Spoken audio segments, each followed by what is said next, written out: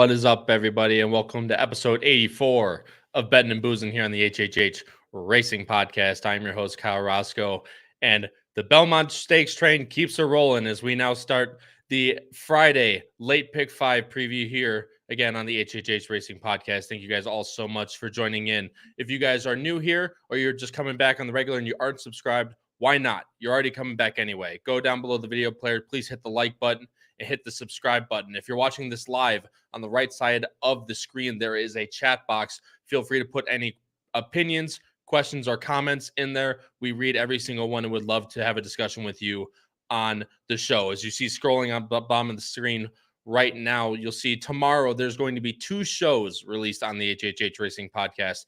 Episode 85 of Bettin N Boozin covering the stakes on the outside of the late pick 5. There are 4 stakes. It's a grade 3, a grade 2, and 2 grade 2s and a grade 1. And that'll be races, I believe, 4 through 7. And then 8 through 12 will be covered live on the HHH Racing Podcast at 8 p.m. Eastern with Howard, Pete, and Paul covering, of, like I said, races 8 through 12 with, of course, full coverage of the Belmont Stakes. Once again, thank you guys all for joining in and welcome to the show. Go through some quick peripherals real quick, then we'll get going with the show as we have special guests today on Bettin N Boozin here, of course, coming over from Picks and Ponies, as you guys read in the title. Guys, if you guys are an audio listener, Apple Podcasts, Spotify, and Anchor is where you'll find every single episode posted to the HHH Racing Podcast in audio form. Those are the 3 we use, or wherever you get your podcasts. But please go rate, review, and subscribe over there. Guys, the Power Picks, you have all day Thursday, but you must sign up by end of day Thursday to guarantee yourself the Belmont Stakes edition of the Power Picks. We're $2.16 all time, 616 total picks since February of 2021, and we're still well in the positive for only $4 a weekend. That's again $15.99 a month is how Patreon bills it. Comes out to $4 a weekend.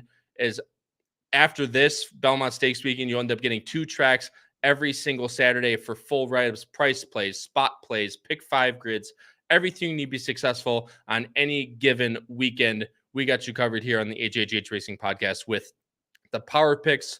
Again, one of the most affordable and profitable tip sheets on all of YouTube. Patreon.com/HHH Racing Podcast. Link is also in the description. If you want to see previous editions of those Power Picks before you buy them, or just want to learn more about us, HHH Racing Podcast is the best place to do so. Guys, we have a couple special things here before we bring on our co-hosts and move on.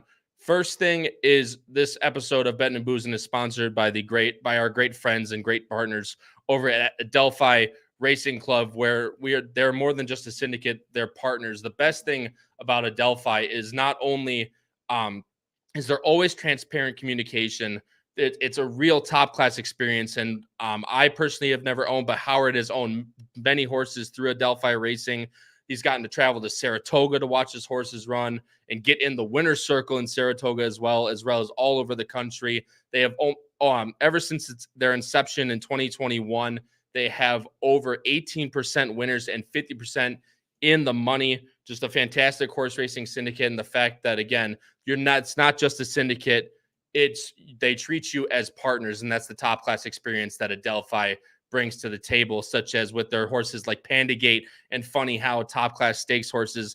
They've a lot of partners with Pandagate. He ran in the UAE Derby and they got to go over to Dubai and have that whole experience. So if you're looking to get into the horse racing space, there's still 2-year-olds available to get in with. So if you want more info or you want to get involved, go to adelphiracing.com or email matt@adelphiracing.com. That is the founder and managing partner, Matt Cuter. Matt's email, again, that's either adelphiracing.com or email matt@adelphiracing.com. Again, thank you to Adelphi for sponsoring this portion of Bettin N Boozin. Fantastic friends and partners of the podcast.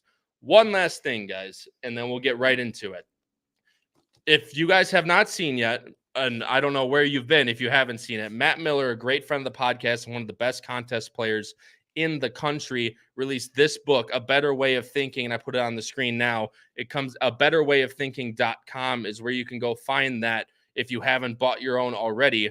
But if you haven't bought your own already, get ready, because we are going to have a lucky winner win one of these books from this podcast, guys. If you're watching this as live video, or you're watching this as a replay, if you're watching this as live video, wait till after the show and comment below the video player.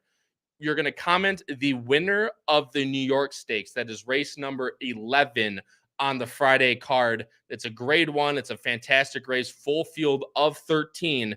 You're going to comment your winner, and you're going to comment how much they are going to pay to win. So again, for a $2 win bet, how much they're going to pay to win, and the winner. If you pick the correct winner and no one else has it, you're the winner of the book. If you have other people, the tiebreak will be that win mutual price. So if you want to get your hands on A Better Way of Thinking by Matt Miller, please comment below the video player and put who's going to win the New York Stakes and what the price they are going to pay. Guys, let's get right into this show. Again, we're covering races 8 through 12 on Friday for the late pick 5 for Acorn Day of Belmont Stakes weekend. Guys, like I said, this is a Bettin N Boozin and Picks and Ponies crossover. So one guy for me from the East Coast of New Jersey, Patrick Kunsel, but from the Picks and Ponies, the founder and owner of the HHH Racing Podcast, joining me as on the other side of hosting duties, Howard Kravitz, and the man himself from the Saratoga Special, Paul Halloran. Gentlemen, little new look to the podcast. What's going on? What's up, guys? Really quick, I want to apologize to everyone out there. Apparently, the time on the YouTube channel said 8 o'clock Central, Kyle, so people might be showing up late. Or if you're watching this as a replay or whatever, we did start our normal time at 7 p.m. tonight. On the YouTube channel, Kyle, it does say it starts at 9 p.m. Eastern. So we apologize for that, but we are ready to rock and roll. We're excited to talk about Friday's awesome late pick 5. I guess that's my fault. I swore I joined it and it said 8 p.m. It said 8 p.m. Eastern, 7 p.m. Central, but YouTube wants to call me out for doing a bad hosting fail to already start off the episode. But either way, that's strike one. Usually we count strikes on Bettin N Boozin, and that's strike 1, 2 minutes in the podcast. Patrick, that's Paul, an early beverage, even though it's not hey, why not? Do we really need a reason to have a beverage? I know it's just water. But, there's no excuse for not being an hour early anyway. Yeah, exactly. Well, I guess that's true. But it's better early than late, I guess is what they always say. Katie's here. Tom Espinosa's here. The astute viewers are here, so they know the time. Either way, guys. They got old people on this show. We can't start at 9 o'clock. Crazy.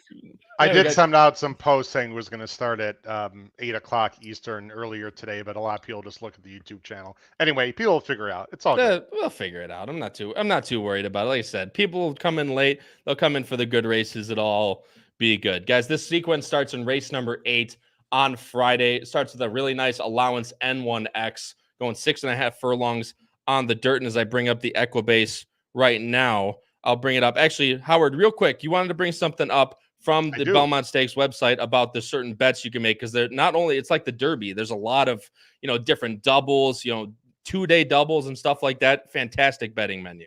It's unbelievable. I just would also be remiss if I did not mention everyone should check out the quick 4-minute video for my Euro vacation. I'm leaving Friday for first flying into Dublin and then going to Madrid and then the outskirts of Paris, and then I'll be in London area. It's gonna be an amazing trip. So there's a quick video that's on the YouTube channel you guys might want to check out. I'm really looking forward to that. It's part of the reason why I have Kyle hosting tonight, because I got a few things to check off my list to do this week, in addition to working with this podcast and doing stuff for Hawthorne. Let's bring this up right now. The 2-day wagers, and Patrick, you're the one that sort of brought this to my attention first. And Paul, I hope you're sitting down, because I hope you got some money in your bank account. we know how Paul likes to bet these horizontals, but I do also. And Kyle, bad news or good news for you, there are $5 base bet doubles. So tell Emma, honey, those wedding plans might be put on hold. Anyway, accelerated. I don't know what you're talking about. The 2-day wagers are just unbelievable. And I honestly, I don't know what you guys think, and we could do a whole separate show. I like the higher base bet, to be very honest, because it doesn't weed out the little guy. What it just means you have to be more specific with your opinions, and you just can't spread as much. So I like it. You got, everyone can see it on the screen. I'm not going to read everything off, but there's a Gold Cup New York Stakes double. There's a New York Stakes Belmont Stakes double. Most of these are 2-day wagers, by the way. So a lot of these are Friday into Saturday. You guys can look into this. By the way, Belmont, I'll go ahead and put us all on screen here. BelmontStakes.com is where you can find this. Again, BelmontStakes.com is where you can find this under wagering. Got Acorn Belmont double, Intercontinental Belmont double, the Just a Game Belmont double, the Met Mile Belmont double. You got a 2-day pick 4. That's a $2 base bet. A 2-day pick 5 all turf, 50 cents. And then you got a 2-day pick 6 all dirt $1 base bet. That'll be interesting. And they also have some $3 pick 3s also. Thank you, Jim Goodman from Keeneland, who started this trend that is very popular throughout the country. Anyway, take a look at everything there at BelmontStakes.com. It's the betting menu is absolutely spectacular, and obviously you need to pick your spots, everyone. Otherwise, you could potentially lose your ass. So that's just my only suggestion on all this bets. Well, yeah, always gambling responsibly, of course. But Always. look, I mean, you have a ton of, there's so many ways you can go, and the thing I like about it is there's 4 doubles that are going into the Belmont alone. So it's almost like a pick your race type of standpoint. Wherever you feel the best, you pick that race, and you can become really skinny with your opinions and really hammer it home, which is what I really like. Basically, we called it Breeders' Cup in the summer. It's it's always a fantastic card, but just with the addition of the wagering menu, just makes it even better. Guys, Hey Ho is here. Hey Ho, I don't think I've seen your name before on Bettin N Boozin, maybe on the Picks and Ponies show. Now you got the boss going. No. Either way, Hey Ho, thanks so much for joining the show. Greatly appreciate it. Katie is here, of course. Tom is here. Mark Bogas is here. Terry Frank is here. Jeffrey Amster is here. Paul's on Tom Coughlin time, as they already replied to in the chat. Fantastic. Paul Conlin is here. Our Stephanie is here. And, just a ton of people here. Thank you guys all so much for the support. You're always here, Howard. I don't have to call anyone. No, I'm raising my hand. Please, Mr. I don't know the Bettin N Boozin format. I'm a teacher. Are you wearing a White Sox jersey, by the way? Of course. It's my World Series today. Nothing else matters at this point. Aren't they about to break a franchise record losing streak, or not break, but the most losses in a row? Well, when you win 2 against the Cubs, that's easily fixable, no? Oh, you're playing the Cubs. That's why I was wondering what the World Series reference was. Yeah, we're 15-45, Patrick. It's my World Series right now. At first, I thought you had a nice suit on. I'm like, no, that's gotta be. I do have my pinstripe suit. I thought. All right, my nice Sunday best.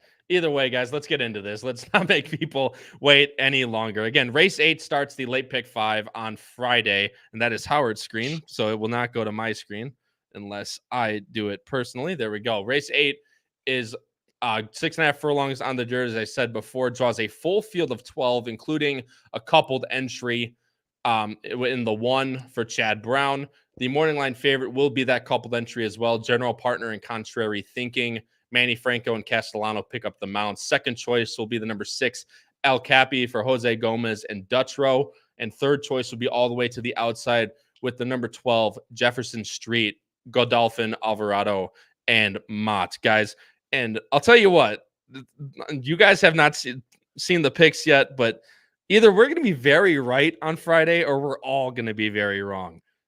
Every single one of us is going with the third choice in this race, the number 12. Oh, boy. Jefferson Street. And look at Paul fist pumping. So I'm giving it to the man first. We'll go to Paul with number 12, Jefferson Street. And I feel like, we all handicap fairly similarly, so it might come out why we all like this horse, but Paul's the man to start with a Godolphin horse. I can't wait till Frank Miramati announces the changes and says number 12 Jefferson Street plus 800 Jefferson Street. Anyway, well, we saw this horse run at Keeneland. I was very impressed. I thought he ran okay last time.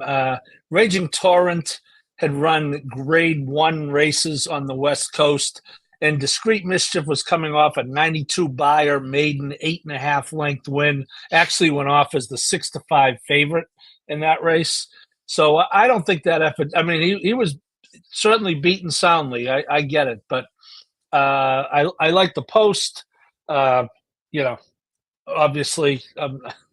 it doesn't hurt that he's wearing blue. And I really like, as you mentioned, Kyle, I when I saw 5-1, I like that as well. So good race, tough race, but this will be a good indication of how the day's going. Muted, Kyle. Strike 2 already on the boys. I don't know how I muted there and whatever in any regard. Howard, we handicap pretty similarly. I think just picking up how we've been friends now for 3 years and being with the pace, and we're both pace handicappers, first. And the 12 looks to, even though he's all the way to the outside, looks to benefit from a pretty fast pace as illustrated by the time form here. Can we put our wonderful friend co-host from Bettin N Boozin, Charlie's comment from on the screen there? Money burner. Let's take a look at this here, Charlie. Good friend Charlie. Okay, Charlie bet him last time. Charlie bet him last time, Howard. Of course. I mean, he's lost at 2-1 and like 5-2. I wouldn't necessarily consider that money burner, but I do understand his point. Can I say two things we got to say first about this race? And Paul, you know this better than you and I know this better than our younger guys here. When I looked at this race, Paul, this reminded me so much of what makes Saratoga great. This is an unbelievable N1X. This is like the best N1X I've seen, honestly, in years, I think. I mean, this is absolutely loaded field with like buyers. Everyone's got like 80s and low 90s. It's just an incredible race. And we also should mention general partner Kyle is cross-entered into, I believe, a race on Saturday going a mile out of the chute. So if the flat one may not be in this race, which for me personally would have a huge effect on it. But anyway, I do like Jefferson Street for all of the reasons you guys mentioned.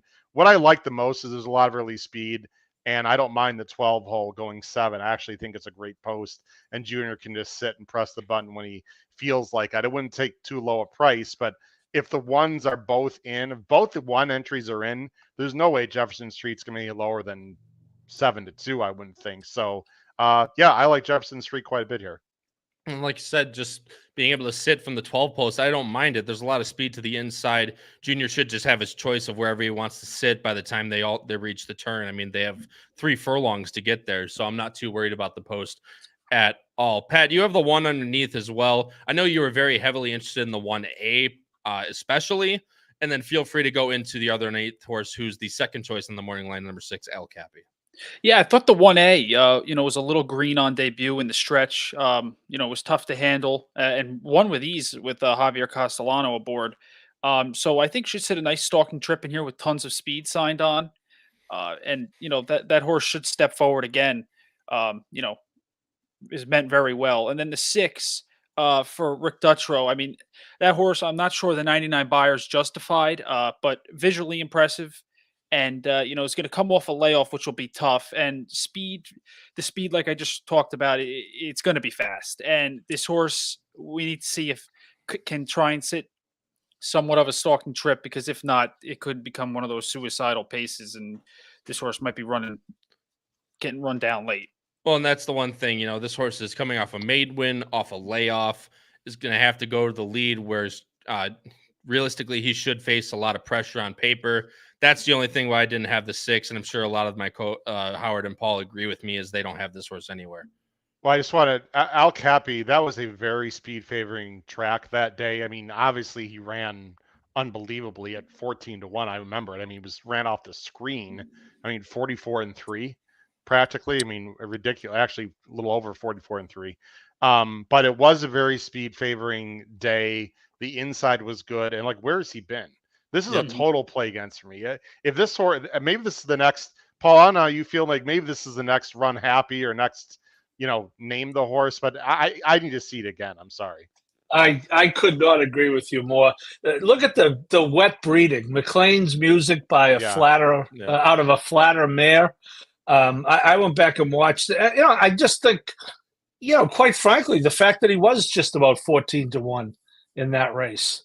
So, hey, look, he could be really good, but In this field, first time against winners, and look at Dutro could be a magician, but I hope this horse takes even more money than the morning line has. I don't want any part of this horse. If the flat one is not in, and Jeff Hamster in the chat apparently said, according to rules, he has to run Saturday. I'm not familiar with why would he be in the body of the race then? I'm not doubting Jeff. I just don't know the rule. This is your favorite right here. If the flat one is not in, Patrick, and actually your 1A will get a little more money. You'll get a better price on your 1A, Patrick, if the flat one is not in, obviously. Yeah, then I mean, that'll be interesting because the horse obviously was well meant on debut, but I was expecting to get somewhat of a price, especially if the one gets scratched as well, like you said. So that might take me off the horse a little bit, but it's still a great race. And Hey-Ho says it well, just like you said, Howard. Why the long layoff off the maiden? Did it take too much out of him? Where's he had this a little horse injury. been? He had a little injury. Yeah. I can't recall what it is. I'd have to look it up. But just more, just that, like we talked about, the pile on of amount of things that we could be against this horse. The only other horse you guys have in there is Eliminate at 15-1. This is a horse that was on, the Derby show at the Gotham and then ended up going listed stakes. Hasn't done the best running, but Howard, just round out the conversation. This is one that if it falls apart, this is the pick, one to pick up the pieces. There are not a lot of closers in this race. It's IRAD on a price in a race filled with speed. He's been staked. They obviously felt pretty good about him in general. It cost $525. He'd be your reverse tri-key, Paul, underneath. I Eliminate at a price. The other thing I want to say about El Capi is, and Kyle and Patrick, you might not know this because you have to go on the Wayback Machine, but Paul would know this. The Cyrus McLean's Music, who ran one time on a wet fast track at Santa Anita, and correct me if I'm wrong, Paul, you had like a 105 by 114 buyer. A 114, but look at the fractions, Patrick and Kyle. But that was the only time he ran. And actually, I was betting him. I was betting that day, I remember. But anyway. Oh, wow. Yeah, but a bit fragile, obviously. Yeah, just a bit. But either way, and obviously Eliminate's also by Curlin, so I know exactly why Paul likes this horse as well. Just, like I said, if the pace heats up, the 8 could be one to pick up pieces late. I'm going 12-1-4. Pat's going 12-1-6. Howard's going 12-1-8, and Paul's going 12-4-8. Guys, switching over to race number 9, and this is the start of the good stuff. This is the Intercontinental Stakes, a grade 2, going a 5.5 furlongs on the turf. Another decent field, a good field of 10, headed by a very, very nice Pennsylvania bred. Roses for Deborah, 6-5 on the morning line. Irad hops back aboard for Clement. Second choice is all the way to the outside. Love Reigns for Rosario and Ward. Third choice being 8-1, the number 5. Future Is Now, a Maryland bred for Paco and Trombetta. Guys, remember when I said that we're all going to be really good or really bad? I mean, this one's kind of, a little bit of a layup, it seems like, but we all have Roses for Deborah on top. We're all pretty similar underneath. We all have Love Reigns in there. And a decent amount of us have the number 5, Future Is Now, while a couple of us have others underneath. Patrick, I'll throw to you first. There's not too much to say about her. She's fantastic. She's off the layoffs, ran a hole in the wind last time at Keeneland. Now looks to take another step forward, or at least continue the trend. Second off the layoff, off the Breeders' Cup layoff, and basically got another buyer top last time. Yeah, and not to bring back bad memories, Paul, but I remember you telling me in the Keeneland room, how that was your best bet on that Saturday in the Giants Causeways, and I mean, she won with ease that day. I mean, it was unbelievable. She got a great trip, but won with ease, and then her only 2 losses within the last year are against males and tough races. So I mean, this horse is she's just ultra impressive, and she should get another great trip, and she's tactical. Irad could put her where he wants her to go. So listen, I'm going to single this horse on my pick 5, full disclosure, and I'm not really too scared. I know the turf sprint is something maybe you could be scared about, but I can't knock her. Our favorite races, Patrick. I mean, come on. We all love turf sprints in this call.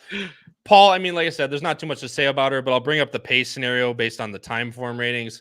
Doesn't have it listed as a fast pace, but has 3 horses going out for the lead. Should set up perfectly for the 6 in theory, of course. Well, I would say if she's there where the time form says, you can to expand upon what my astute friend Patrick said. She has 4 losses in her career: 2 against males, both graded stakes, 1 the Breeders' Cup Turf Sprint, 1 on dirt, and 1 where she actually won the race on the fake stuff but was DQ'd. So those are her 4 losses. She's never lost on turf against her own gender. I went looking to try to beat her, Kyle, when I looked at the race, because, there's going to be some horses later on, not at a great price.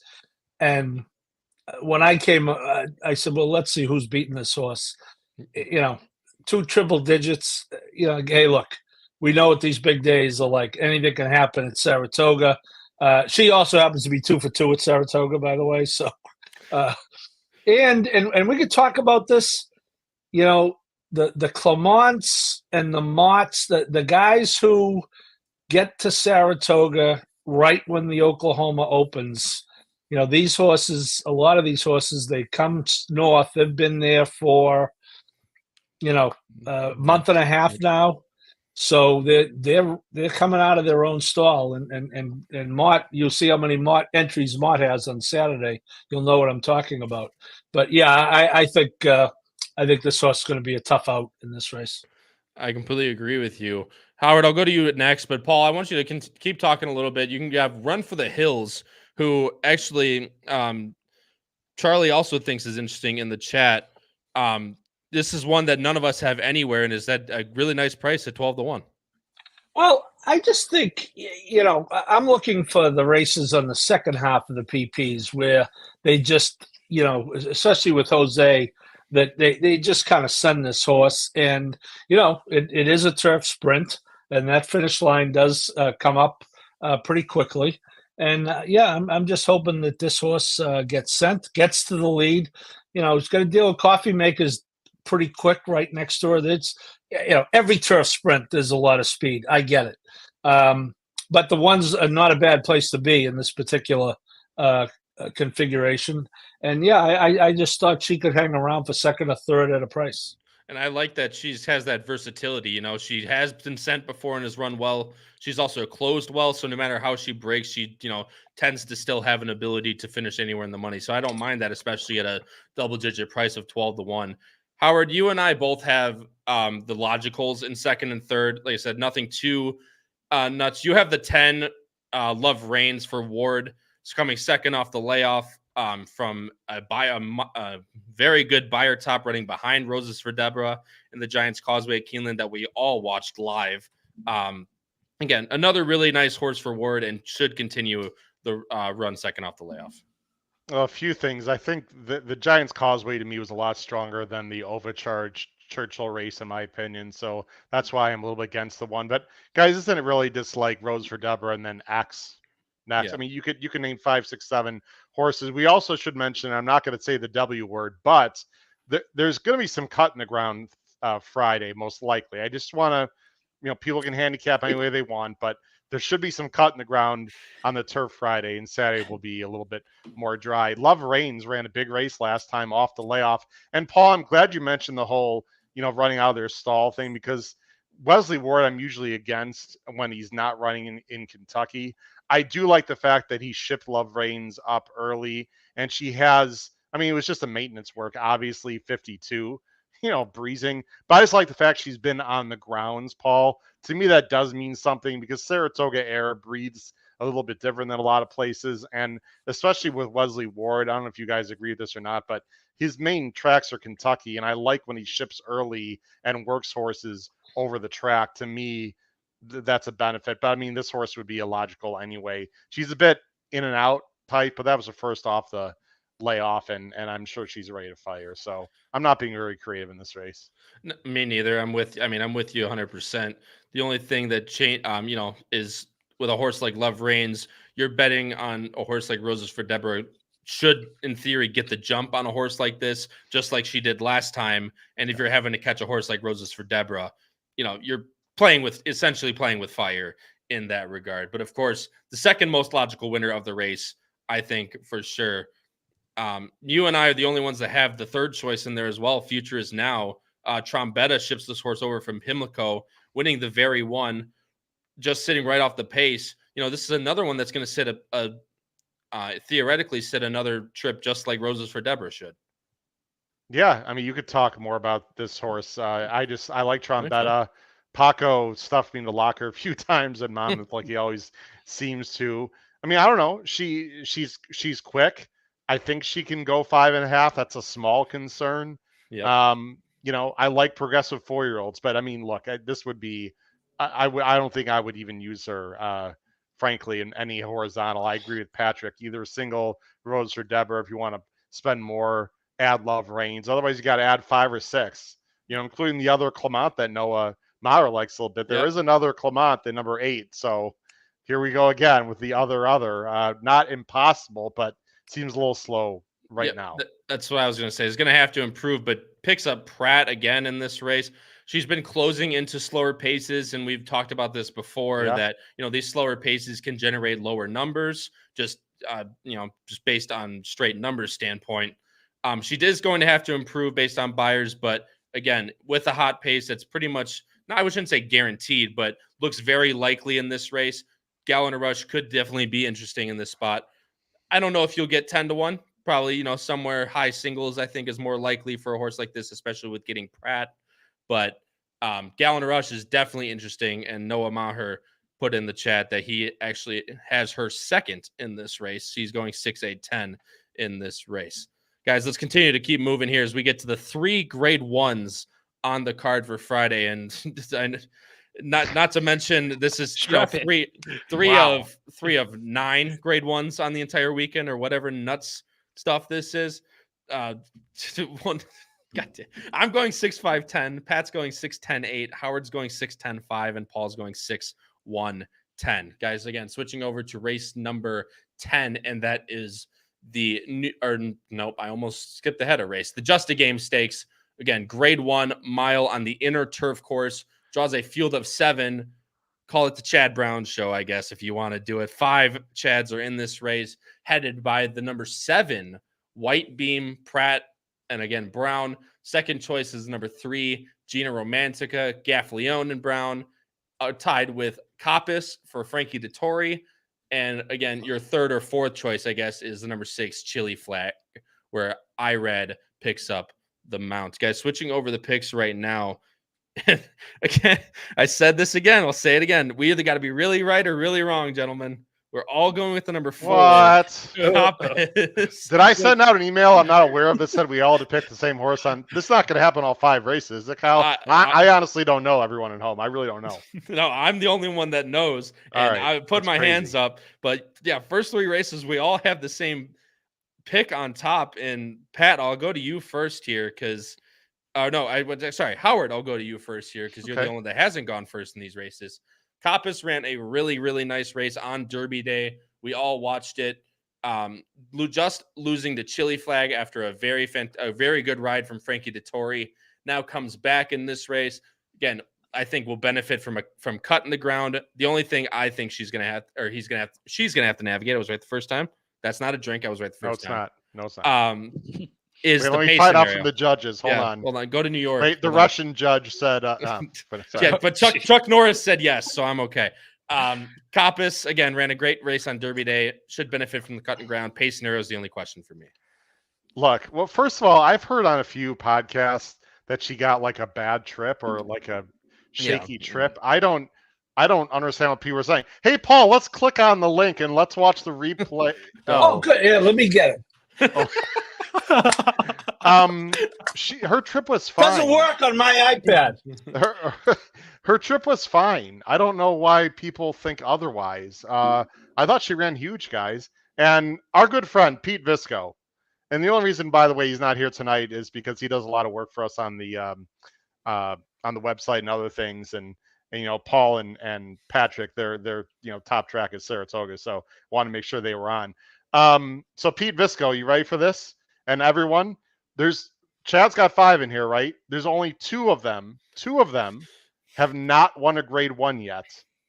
It's this one and Charlie Freeman's favorite horse, Chili Flag.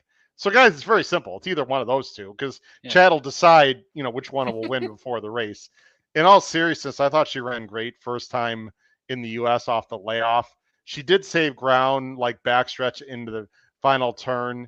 Chili Flag did, outkick her a little bit in the lane, but Coppice had to sort of go in between horses a little bit. But I mean, the trip was absolutely fine. Guys, isn't she going to improve? I mean, it's hard for me to believe that she won't improve. And she doesn't have to improve that much, although this field is obviously better than the Churchill Downs one.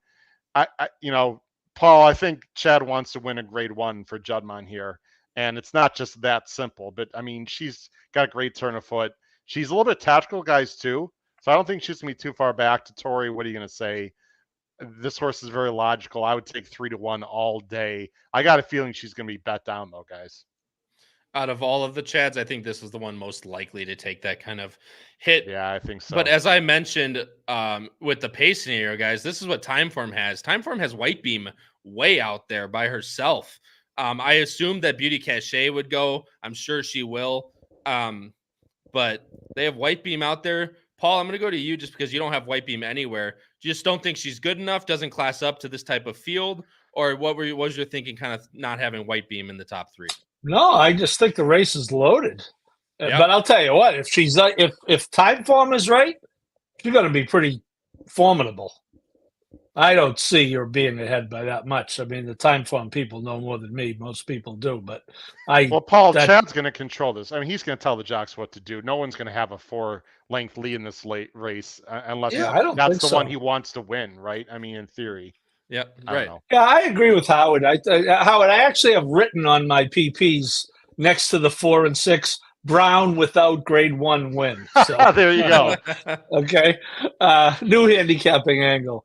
I think everything Howard said about the 4 is correct. I do think, that Chili Flag kind of came over the top on her a little bit, had clear sailing. Yes was behind her, but not that Coppice had a bad trip, but Chili Flag certainly had a better trip marginally. And frankly, maybe Frankie was a tad overconfident in that race where he's not going to be in this race. So, yeah, I'll tell you what, though. The one looks Motion's horse looks like it would be a real stretch. Other than that, I mean, Beau Cachet, I think last time was the time, but 101 buyer. Although I think it's telling that the Tory ends up where he ends up, and Manny Franco picks. So yeah, tough race. I thought Coppice second time U.S. off that race would look pretty good here, but. And my price play here to make the board, Howard. I don't like really playing tries in 7-horse fields, but I'm going to try to get Evie Jets on the board here as a price.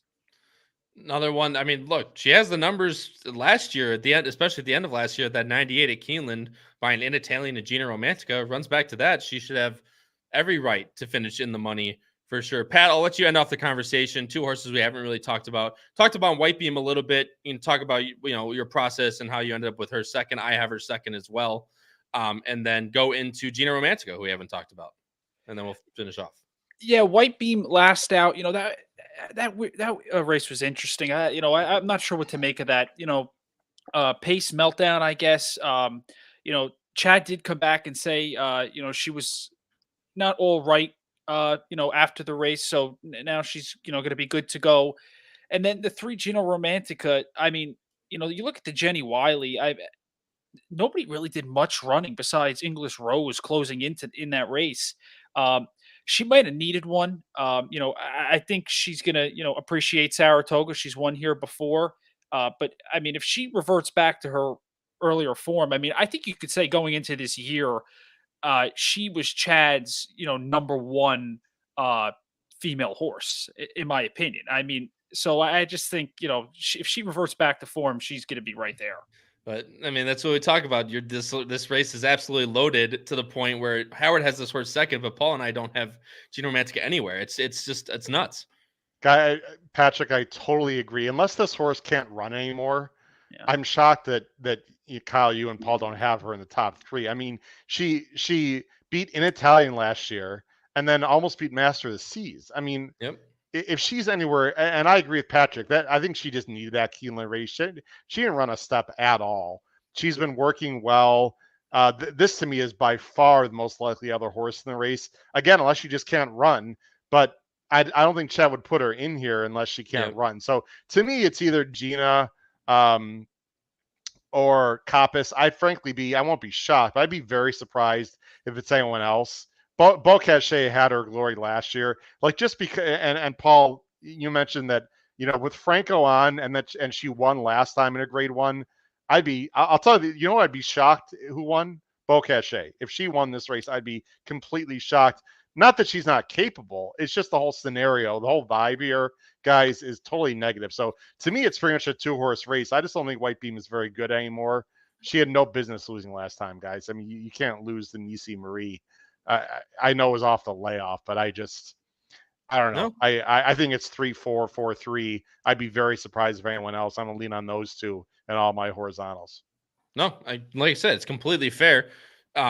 Like we said, now Chad dictates this race. Basically, he's got 5 out of 7. The pace scenario basically revolves around Beau Cachet and White Beam, whoever whatever that decides to go on. But I would have I think the one thing I overlooked was I would have a really hard time thinking that if Chad has so many in this race that he wouldn't leave his horses. Gina Romantica, Coppice, and Chili Flag, he wouldn't leave them, out to dry, basically. Don't be surprised if Coppice is sitting off a White Beam, guys, because Gina's a closer. Chili Flag's a closer. Coppice has some tactile speed, and Dettori's aggressive. If it's 7-4 on the first turn, don't be surprised. Yep, and look, Howard, can I give you a theory? Yes, sir. Of course. I don't think Gina has ever been all that good. Great. She's obviously good. Wait, beating an Italian's no good? An Italian was still in form then. Losing a length to Master of the Seas? Won't Master of the Seas be in this race, Paul? 1-52. I mean, I hear what you're saying. Look, these mares go bad. No, quickly. I didn't mean not that good, but I don't know that. I guess in Italian was still in reasonable form at that point, but I don't know. You could be right. I don't know. I'm not. By the way, I'm not going to be shocked when she wins the race. When any of these Chad, I want to. What I'm looking forward, Howard. I got to make sure I go to the paddock for this race because it's going to look like a football huddle. Chad's going to be the quarterback in the middle, and all the jockeys are going to be around him. And they go, ready, break. Mr. Basketball referee, wouldn't it be more of a basketball huddle? There's 5 of them. Come on, man. Well, that could be. That could be, but I like the jockeys are dressed in football-like garb with their helmets, and that would be bizarre. Hey, I'm in for it. Let's start. Okay. Let's get that going. Either way, Paul, I can see what you're saying. Gina Romantica, if you look on the form, it's 2 numbers, right? But then you look more into it, obviously. But it's an 89, 92, 105, 104, 87. So if you're looking at it from that perspective, I can definitely see where you're coming from. But again, like we talked about, beating an Italian. She was bad last time. She was really bad last time. We agree on that. Yeah, she was bad. No, but Mr. Brown tends to figure things out. So generally, who's Walter Alexander? I saw a name there about 7 or 8 comments back. Yep. Just throw a new name up there. What's up, Walter? Thanks for joining the show, man. Yeah, absolutely, and good. Night Olive was a good one. That's definitely true. And shout out Noah Maher. She's in full to what? Not this time, or what is she in full to this year? I can't remember who Goodnight Olive went in full to this year. Either way, it's going to be a hell of a baby if it stays healthy, and hopefully it does. I'm going 4.76. Pat's going 4.73. Powered's going 4.36, and Paul's going 4.6. See, I know my Resolute Racing lore, guys. Come on, we got you're back down to strike 1 only, Kyle. Well, you can subtract a strike. I can subtract strikes, man. This is a better environment than what I create, man. This is great. Anyway, guys, let's move on to race number 11 here. It's the New York Stakes, long on the turf for fillies and mares, 4 years old and up, mile and 3/16. And you want to talk about a pretty damn good race, guys. And here we go. Field of 13. Morning line favorite is a pretty lukewarm. And I was actually a little surprised I guess not that surprised, but number 2, English Rose, Buick coming over to the States to ride for Appleby, of course. Second choice, number 10 to the outside, Warlike Goddess, Alvarado and Mott for Kokorian. And third choice being the number 3, Didia, Jose Ortiz, and Nacho Correas. Guys, switching over the picks right now, and you'll see finally we are all not going with the same exact horse on top, although Paul and I are going with the number 2, English Rose. Patrick going with one that none of us have anywhere in the number 6, Fev Rover, and that horse has a little bit of special place in my heart, so I love that pick as well. And Howard, my friend, double digits on top on the board at 10-1 for Joseph O'Brien. Patrick, I'm going to let you start first here because none of us have this horse anywhere. So this is your time to shine and tell us why we're all wrong, and you're going to be exactly right. Fev Rover, 8-1 morning line. Again, coming off a little bit of the Breeders' Cup layoff, but Cassie and Castellano, and she's run the numbers. Yeah, I might be getting a little cute here with this one, but this field is just so salty. I mean, it's, you're kind of nitpicking here. I'm looking for Javier to get this horse to the front end and try and cut the fractions. I look at the last couple races. I mean, the Breeders' Cup, it is what it is. That was just not good. And then, you go too bad. The last 2 of Woodbine, the Woodbine second off was a great race, and, she's going to be right there. So I think if she can, get to the front, like I said, and, cut some fractions, she can be right there with the best of them. I mean, you look at the time form, they're going to have her, somewhat in the, forward, and actually time form has her out in front with a pace that I don't think is going to be too quick. So, you guys can call me crazy. I'd like to know what you think about Fev Rover, but I think it's an interesting, she's interesting in this spot. Yeah, I mean, the one thing that concerned me was, of course, the layoff. Cassie's not always the best coming off these layoffs. Source hasn't come back since the Breeders' Cup, and it's a very, very aggressive placing. I just, for Fev Rover, I think off the layoff. Obviously, Cassie believes in her, but for me, if she wins, I wouldn't be like way shocked, but it would be a huge effort to be able to win this race, I think, off the layoff. But you're getting a good price, so I'm not going to talk you off anyway. Howard, I'll go to you next, man. 10-1 on the morning line. American Sonia. This horse came over to Saratoga last year, ran well behind still my biggest win bet that I've ever made in my life on Elusive Princess. That was the weekend we were all at Saratoga that week. We were. It was pouring rain. Oh, gosh. During that race. Kicking anyway, my golf divot. Yeah, it was. You remember that race too. This is a good one, Howard, and should benefit a lot from cutting the ground if there is some. My play of the day, guys, on Friday. Wait, wow. He said the words. He said the words. I know that means what, a 3-buyer, an improvement from Churchtown, 2-buyer. Guys, I like so many things about American Sonia I can't even begin to tell you, but I will try. First of all, her last race, she's got tactical speed. That time form is correct. I think she's going to be sitting right off of Fev Rover. And you know what, Patrick? I like Fev Rover. I just don't like the layoff, but she's very good. And so I like your pick because I think you have to think out of the box in this race because it's wide open. But I think America Sonia, if things go right, Detroit's going to have her just off the pace.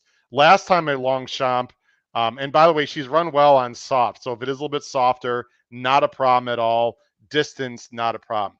Last time, when she ran here in the Oaks against Elusive Princess, guys, she got a ridiculous trip. She was 3-4 wide, uncovered the whole way, and still held on for a good second against Elusive Princess, who is, Kyle, you and I know, was really in form and really good at that point of the year.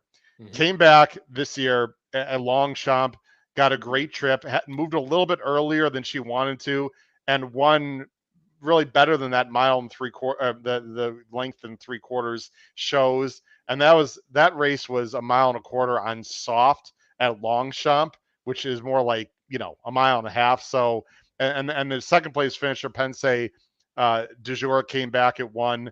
I just think we're not getting 10-1. Anyone who agrees with me, I think we're getting more like 6-1.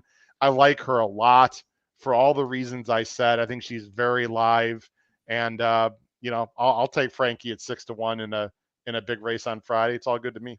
In a long turf race on a big day at Saratoga. I mean, sounds pretty good. Obviously, I have the horse in drops second. Weight too. I'm not really a weight guy, Kyle, but these zeros run at more weight, and she's only in for 120. That can't hurt either. There's just a lot of things to like for me about this horse. Yeah, and funny enough, you say that. Go back to when she ran at Corral. She ran with 140. She's running 20 pounds less. Granted, that was of course 2 years ago, but that's just an obscene number of weight to run with. Yeah. Paul, Patrick, and I both agree with you, Pat. I'm sure you saw it too.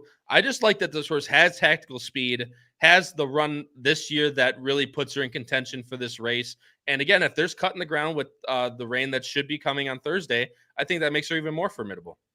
Yeah, and I thought, I was watching some replays, and I'm like, she's getting perfect trips. Like, this is kind of bizarre, but it's what she makes of these trips. She's making these trips, which is, a testament to her. So, she takes another step forward. Watch out, and the boss, seems to be good with these Best Bet O'Brien horses. I know different, first name, but hey, no, listen, this is a fun race. Yeah, it is. And Paul, for our top pick, we'll go to us next, and I'll obviously let you talk first. Last time English Rose ran at the Jenny Wiley at Keeneland, ran behind Butte Cachet, who got away with absolute murder, running 48-3 for a mile and a 16th at Keeneland to the half mile. I think, and she ended up moving late in that race, so I don't think distance is going to be any issue. I like that she's going longer. And I mean, you're getting them. Buick's coming over to ride this one. Yes, and you'll recall Buick, that race was still he was still trying to readjust. He was still tight from that bear hug that he got from Matt Miller that morning at John Bell Farm. So he was, still working the kinks out. But I thought this horse was pretty keen early last time, and I think William Buick correctly thought, well, this 10 horse, Beau Cachet, is not going to go wire to wire on me. And next thing you know, a lot of contest plays went poof up in smoke. I think mine had already been extinguished by then. Anyway, I think this horse gets the trip that William wants to get. And, it is a true fact, as they say, when he comes over to ride Charlie's horses. Not that Charlie sends horses over that don't mean business. That's the other thing. These horses have stayed here. Yep. So a lot of times, they used to just go back and forth, and you had to figure out if that was going to affect them. Charlie's kept I think 7, Howard. He's kept here, which he said he was going to do, which is great. It's hey, Paul, you got another $10 to bet on English Rose now. Kyle, you want to tell him why? Yeah, I will. Wow. Hold on. I got to do the hold on. Shout out to Razor Sharp Picks. Happy Belmont Week. Thanks, Razor Sharp. Everyone. Appreciate that, man. That's very nice of you, sir. He's a great guy, and I actually went on his show a couple of weeks ago to talk about Black Eyed Susan Day on his show. He live streams every single week or every single day during the week. He's a fantastic guy, and Razor Sharp, thanks so much, man, for joining the show and donating the $10. You want to tell people where they can do that, Kyle, in case people want to just throw a little donation our way? Yeah, we do work pretty hard for the fans. We appreciate that. we do, but like I said, nothing is expected, but everything is appreciated. At the bottom right of the chat box, there's a little money with a $sign in the middle of it. It says show your support, and that includes super chats. So if you guys do end up if you guys want to give back to the podcast, that's where you do that in the bottom right. And Christopher watches Razor Sharp as well. He said that I got the seal of approval. So that's what he does every time someone becomes a member or follows or whatever. So I had to do it for the man himself.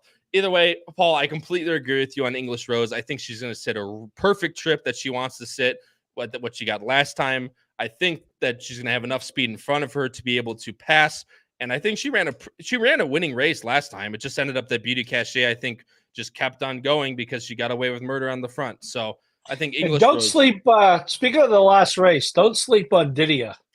This is a real horse, and she also was, found her safe chasing that glacier-like pace. And our good friend Jessica Paquette put me onto this horse 2 years ago, almost now at Colonial, and minus the Breeders' Cup filly and mare turf, which is a handful, she has showed up every single time.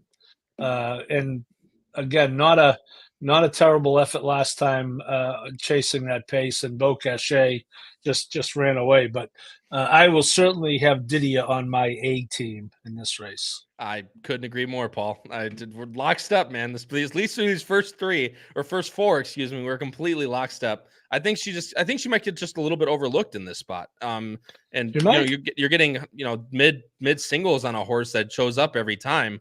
I think she's got a great chance. And third off the layoff for Nacho. Howard, yes, sir. Paul, any concern if the turf comes up soft here with Didia? I have a little concern about that. I mean, it was off a little last time, and it's just hard to tell, Howard, because I just think that last race was such a one-off. I remember Nacho saying that he prefers firm with her, but I could be wrong. I would. Yes, I would think, but I don't think certainly don't think it's going to be soft. I think the weather. I'm sorry. I think the weather is going to be so much better than all you people think it is. Okay. Hey, can I just mention the 4 real quick, Kyle? Yes, of course. The 4's got some angles. This is an underneath play. I don't want to, I don't think she's going to win, but she's been closing very well into slow fractions. And when that happens, you got to pay attention. Whenever you see blue-coated figs and big closes, 52 and 50, I actually think there's a little more speed in this race than you guys think. I know Timeform didn't say fast-paced, but there's a bunch of horses, Fev Rover, Didia. I think the 5 won't be that far back. There's some horses that want to be forward. Aspen Grove for Glen Hill Farm, who won with a horse I'd Monmouth on Saturday. Sorry. Don't sleep on Aspen Grove, guys, underneath. Like to fill out your tries or supers. I just want to throw that out there because she looks a little bit slower. But again, some of that's because of the slower paces. And she's been closing well. So don't sleep on her at a big price underneath. I have a lot of respect for the Justifies, obviously. Yeah, how are the Justifies? This one with the pretty good horse in overseas, I think, Saturday. Paul. Might be coming. Paul's getting all giddy. We got to get him out. Howard, I texted Tom Law the other day and said, if City of Troy comes for the Travers, I'm getting myself a stall in the quarantine barn. I heard. I know. We're gonna put a restraining order on you with City of Troy. Warlike Goddess. Go ahead, Kyle. Why not? Why don't we respect this horse? This is right, and she's coming off the layoff, but it's Bill Mott, so that, and this is a very aggressive placing. There's been times in the past. I just think a mile and a 16th mile and 3/16. Even that might be too. She's ran well at a mile and a quarter before. A mile and 3/8. I just think it might be a little too short for her. The whole reason why she went in the Breeders' Cup turf last year, granted, it was a mile and a 16th versus a mile and a half, which is obviously a bigger disparity than a mile and 3/16 versus a mile and a half. But I just think she's better going longer, and this is a very aggressive spot for this horse, especially in a race where there is some speed, but might not be the amount of speed that she needs to be able to get home. I think she's definitely logical. If she comes underneath, I wouldn't be surprised. But Paul, you have the horse in third. I'd personally be shocked, not shocked, but I would raise my eyebrow if she did win. She's coming back, for her 7th year and blah, blah, blah. We talk about it. But Paul, like you said, you have that horse and you have her in third. Is that kind of your thinking, or? Yeah, and I would encourage you never to have to raise your eyebrows if Mr. Mott wins the stakes race. That's why I try to correct myself. I would encourage you to be completely unsurprised. Patrick will come over and beat you over the head with a stick, Kyle, if you say that again. Howard, you know how good this race is, Howard? McCulloch, who's a chatty with IRAD, 4 for 4 in the exactor at Saratoga. Now, hasn't won in grade 1. Oop, there's that angle again. But 10-1 in this race. Unbelievable. She could absolutely be in the money. This might be, guys. Dare I say this could be one of the top 2 or 3 races of the entire weekend? Oh, this is a great race. And when we get to the Woody Stevens tomorrow night, Howard, that'll be another one. Well, we'll get there. This is a good. This is a really good. I got to tell you, I don't know if I don't think I get a rant tomorrow night because it's on Wednesday. This is. You do, Paul. Oh, I'm going to probably make a pretty cogent argument that, if Breeders' Cup, the 2 days of Breeders' Cup is better, it's a photo that has to go up for about 3 minutes. Wow. I called it, Paul. Breeders' Cup in the summer, man. It's a fantastic weekend. But also, real quick, guys, I'd be absolutely remiss if I didn't. Maddie Fields, Maddie, thanks so much, man. Says you guys are great. Appreciate your insight. Let's have a weekend. Let's have an absolute damn weekend. Thanks so much, Maddie Fields, for the $10. Greatly appreciated here. And again, like I said, nothing is absolutely expected, but everything is greatly appreciated. Patrick, what's the deal with the 11? Was that Star Fortress? It is. Yeah. The price 20 to 1. I mean, I know this is a tough field, but she does not deserve to be 20 to 1. I think. Agree. Maybe last time was the time to have her. I know Royalty Interest, who I believe is the 12 in this race. Oh, yeah. Cut those fractions, which were just absurd. In the race at Belmont at the Big A. And I thought she ran really well in there, trying to run into that pace. So, listen, yeah. I think she can, hit the board at a price. And, I might try and do something like reverse tri-key if she's going to be crazy, crazy price. Kyle, it's too bad she didn't go on with it because that Churchill, her debut in the United States was like a complete wow moment. We all thought she'd be like the goods, and it's very bizarre. Like what happened? Was it because she liked Churchill? I mean, just very weird. Yeah, I mean, our good friend Vashon corrected me. McCulloch did win that Belmont Oaks, so she does have a grade 1. Okay. So, still, our viewers and listeners, they are on top of it. They're on top of it. Especially Vashon. I wouldn't mess around with Vashon, man. I already commented. Either way, guys, let's continue to move on. We got one more race to cover here for you guys. Race 11. I'm going 2-5-3. Pat's going 6-5-11. Howard's going 5-2-4. Paul's going 2-3-10. Last race, guys. Again, the Acorn race 12 going 1 1/8 on the dirt course at Saratoga for $500,000. A continuing of the 3-year-old fillies division draws a field of 9. Morning line favorite is your Kentucky Oaks winner, Torpedo Anna. Brian Hernandez, Kenny McPeak, of course. Second choice is number 4, Just FYI, Alvarado and Mott again teaming up here. Third choice being the number 3, Leslie's Rose. And real quick, since we have so many people in the chat, guys, I want to play a game real quick. How many people on this screen right now do you think have the Oaks winner on top? I'll tell you what, at least one person does have this horse on top. So 1, 2, 3, or 4 in the chat. I'll leave it up for a little bit, but we'll see how many people think that we're going with Torpedo Anna in this race. So, and like I said, it's at least one, but hey, Kyle, because the time was wrong on YouTube, can you mention again about the New York Stakes Matt Miller book contest? Can you mention that before we move on to this last race for everyone? Because there are probably a lot of people that are on now that were not on. That book. This book here, Howard, is this the book you're talking about? That is the book. All right. We've got a contest, everyone. Kyle's going to tell you about it. Jason says 1. Voshan says 1. Mark says 3. Chris Mack says 3. Matty Field says 3. Ron Esterman says 2. Jim Pilar says 1. Hey Ho 2. David 1. 3 have Torpedo on top. Romari has 2. Terry Frank has 3. Janet says all 4. Wow. Anyone? What's the grizzly bear noise for Janet? No. Yeah. Okay. One person has Torpedo Anna on top. And Howard, my friend, I clap to you, my astute friend. We are going the exact same. Patrick has Torpedo Anna on top. 2 of us are going with number 3, Leslie's Rose. Paul, of course, I figured going with his girl, Just FYI, on top at 5-2. Patrick, I'll let you have the floor first. Wait, Kyle, book contest. Oh, no, yep. See, thank you. ADD. That's what I blame it on. That's right. Everyone pay attention very carefully, whether you're listening live or replay. Listen to this very carefully. Go ahead, Kyle. Hit it.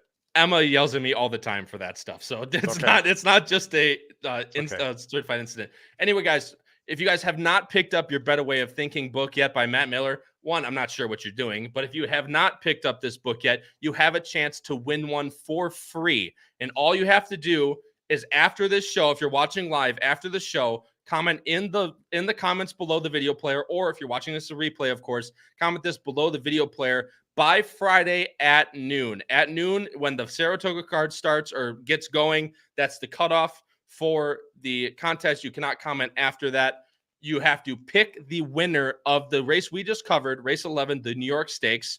and you have to give the winning mutual that the horse will pay. So for a $2 win bet, whatever the horse will pay to win. Again, like I said, below the video player, comment your pick. The winner, of course, will be decided if you, let's say you're the only one that picks the winner in the comments, you, of course, win the book outright. If multiple people pick it, the tiebreaker will be that win mutual price. Whoever's closest to the $2 win price will win the book. Howard? Like, for example, American Sonia, 1460, for example. But I will be mailing that to the winner. It will be when I come home from Europe. So everyone's going to have to be a little bit patient. Whoever wins, you do have to wait a few weeks to get the book. But I will contact you through the comment below the video player. Again, not in our live chat. Don't email us. Not on X. It's going to be on YouTube below the video player.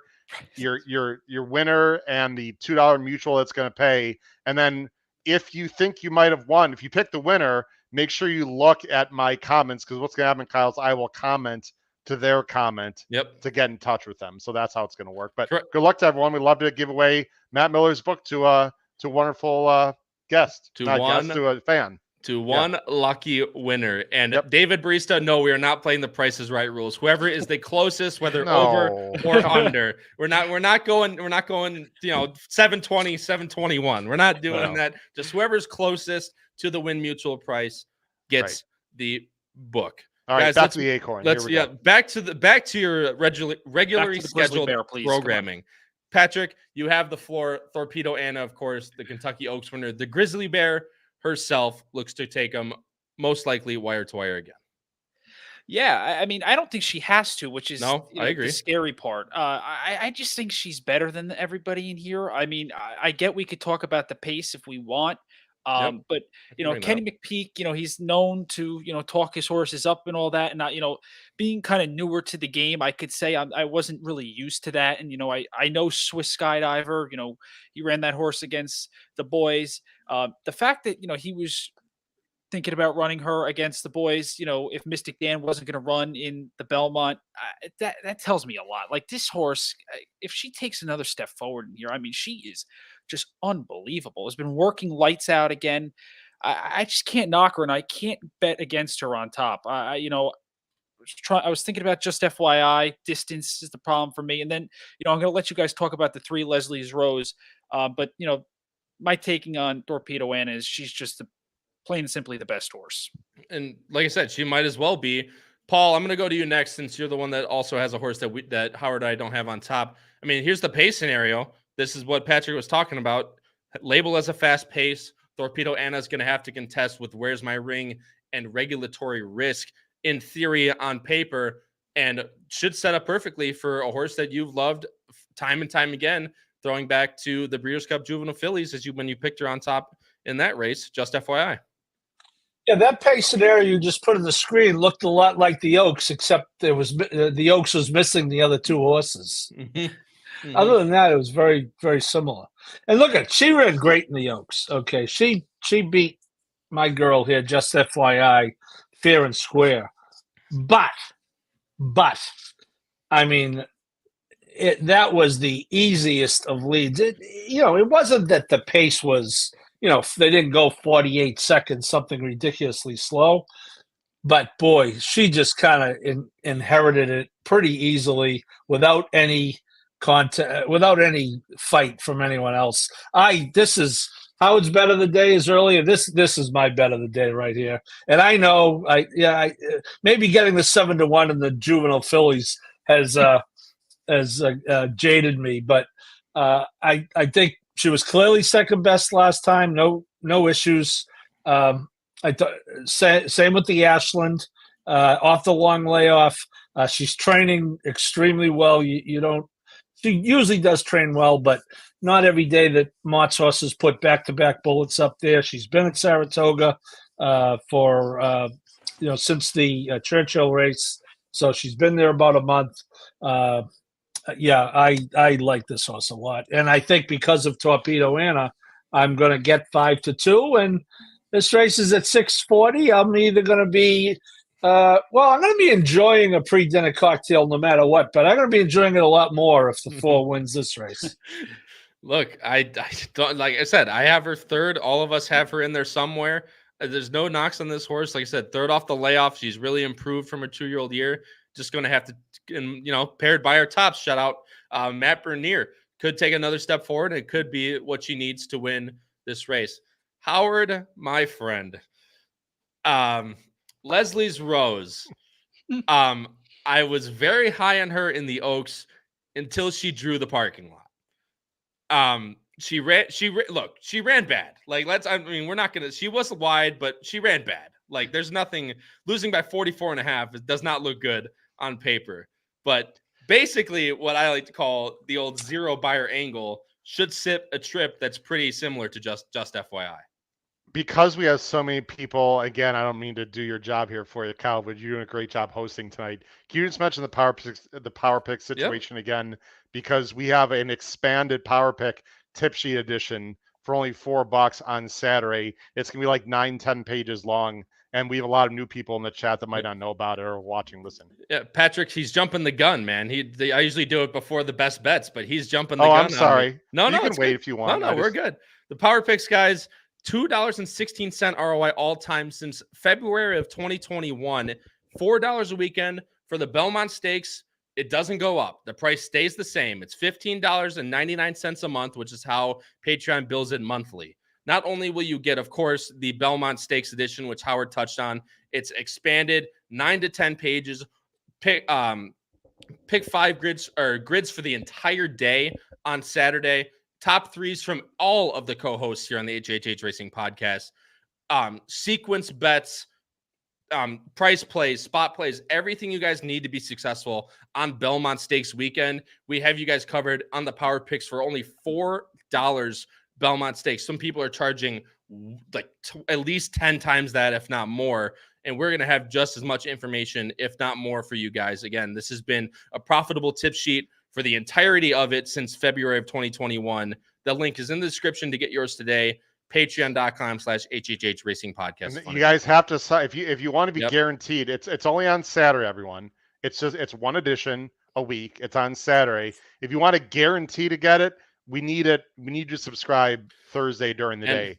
Because of my travel plans, I'm leaving Friday. And actually, you guys don't know this. I'm gonna send it out Friday night. I'm gonna schedule an email to be sent out Friday night to give more people a chance to look over the power picks. But if you want to sign up and they have not subscribed, it's got to be done during the day Thursday. Yep. By end of day Thursday is what I've been Leslie's saying. Rose. We can take down the banner up here. Okay, Leslie's Rose.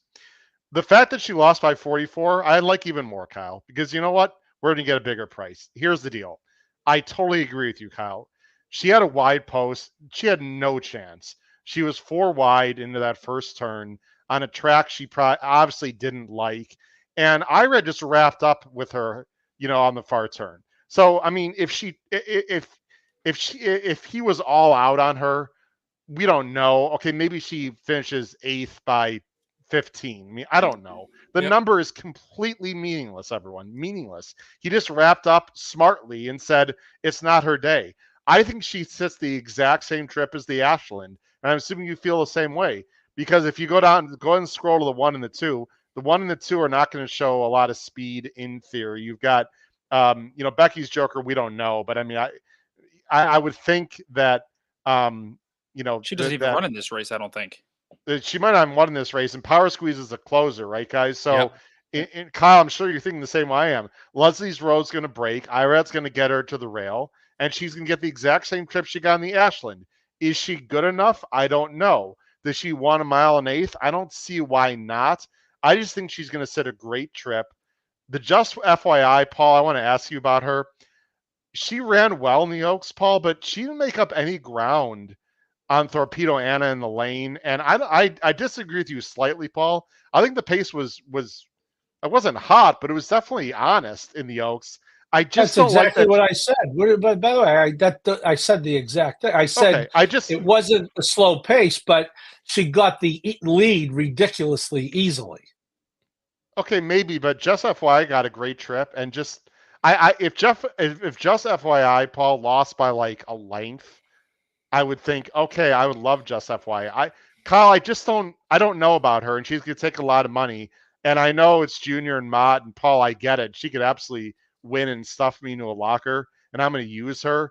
But Torpedo Anna is not going to get the same trip she got last time. Now, maybe Right. Patrick, you are correct. She doesn't have to be on the lead to win, and maybe she will step up again. But to me, there aren't a lot of options in this race. I do think Leslie Rose will bounce back, and I think Pletcher's going to have her ready, and I think she sits a great trip. And we're going to get that 5-1, Kyle, I think. So that's my top choice. It's a bit of a guess. It's not the most confident pick I've had all weekend, but I like Leslie's Rose here. I love her in this race. Wow. I think that last Okay. race is a complete toss. Yeah. I think there's many factors. I mean, she ran well with a little bit cut in the dirt at Gulfstream, but that Ashland was everything I wanted to see out of her. The number fits, the trip fits, the zero buyer angle fits in this race. She will have nowhere close to the same trip she got in the Oaks. I think I love this spot for Leslie's Rose. Irad hops back aboard. Pletcher's going to have her ready. Has had her up there since after the Oaks again as well. Has had 2 works into her. She looks great in the mornings. I think Leslie's Rose, with great value, sits a great trip and runs by Torpedo and the lane. Probably wins by half length, something like that. Kyle, I'd be very happy to swing 3-9 in my horizontals and try to beat Just FYI, knowing that I could obviously lose. But I personally be happy with 3-9. And take my And just chances. remember, Kyle picked Leslie's Rose with the first pick in our fantasy draft in the Oaks for the Oaks. And I picked Torpedo Anna was my play of the day on Oaks Day. It was in the Power Picks tip sheet. Yep. I loved her. And it's not like I dislike her. I just think the outside post is more speed.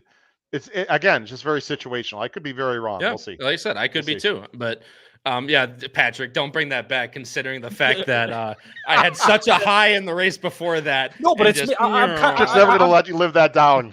I'm actually pointing out in a way too, meaning you have liked her in the past, so this isn't a situation where you're just kind of new to liking her. So I think it's beneficial. I liked her at 9-1. I'm going to like her at 5-1. I'm gonna probably like her going forward. That's the way it works around here. But look, guys, this Acorn 9 horses, probably the smallest field we talked about, but probably the second best race that we talked about on the card, underneath, of course, the New York Stakes, which is a fantastic race. Guys, let's get into best bets on the pick 5. I'm going 3-9-4. Pat's going 9-3-4. Howard's going 3-9-4, and Paul's going 4-3-9.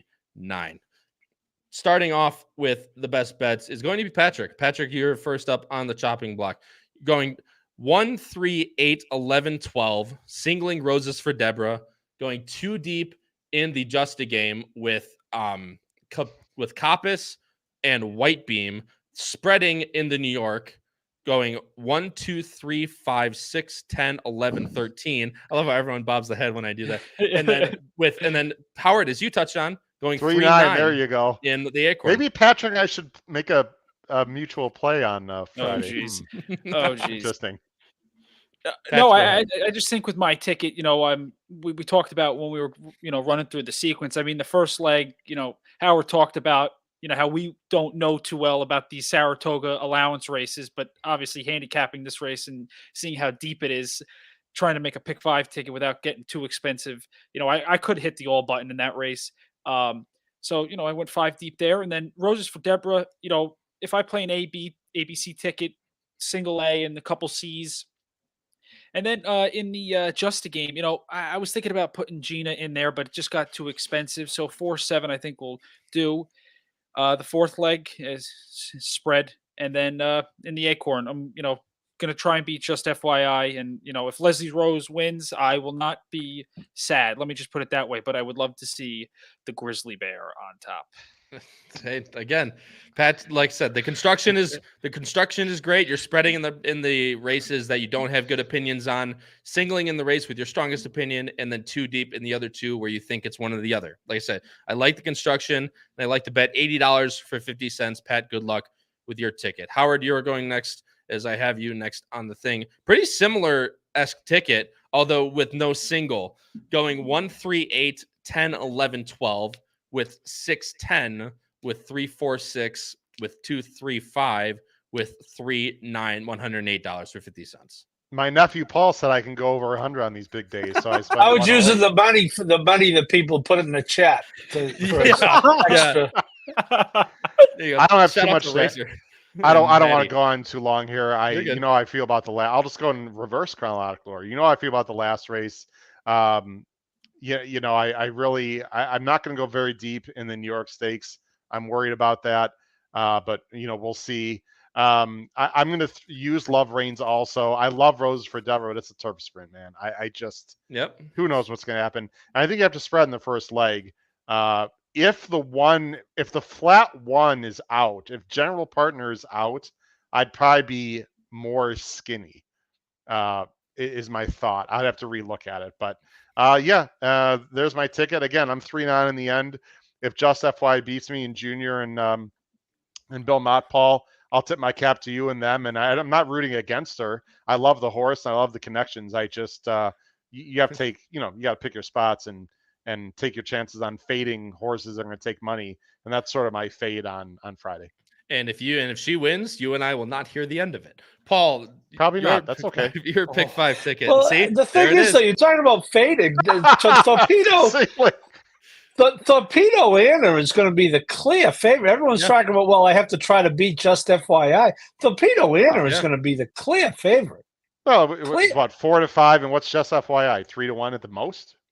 Yeah, but that's a big difference. Yeah. Well, yeah, but right. We're just trying to beat you, Paul. That's all we're trying to do. We're just trying to beat you. Hey, listen. Many people have tried and many have succeeded. Real quick, Paul, let me read this off, then I'll let you get into your ticket. Paul's pick 5, 1, 8, 10, 12 with 6, 10. So, following that same kind of wavelength, 3, 4, 5, 6, 7 in the third leg with 2, 3, 5, 6, 10, and singling Just FYI on the end, $100. And you know what? I liked the fact that I had her singled before the show. I love the fact that I have her singled now because she's going to stick it up your guys' asses. There. Oh. Okay. Having said that. Wow. These Boston people are very tense right now with the Celtics about to, maybe get, lose to Luka. The Boston fans are they know it's now or never. Paul's very nervous. I can tell. Losing to Luka, Howard, would not bother me. Losing to the other asshole would really bother me. Wow. Okay. Anyhow, we digress. Same. I had a single somewhere. That's my best bet of the day. So where would I single? I'm going to single there. I'm spread out in 3 of the 5 legs.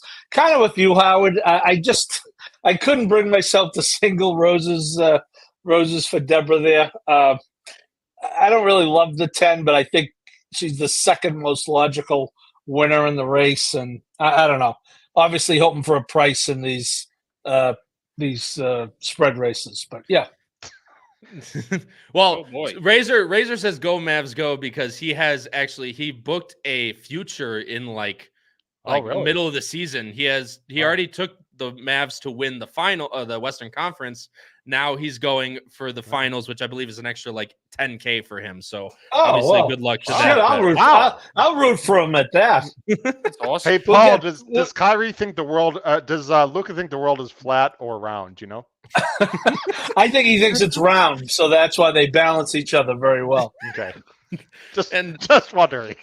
And just like Paul said, screw this, I'm doing this. Screw this, this is my show. We don't give pick 5s around here. Give me best bets. Boy.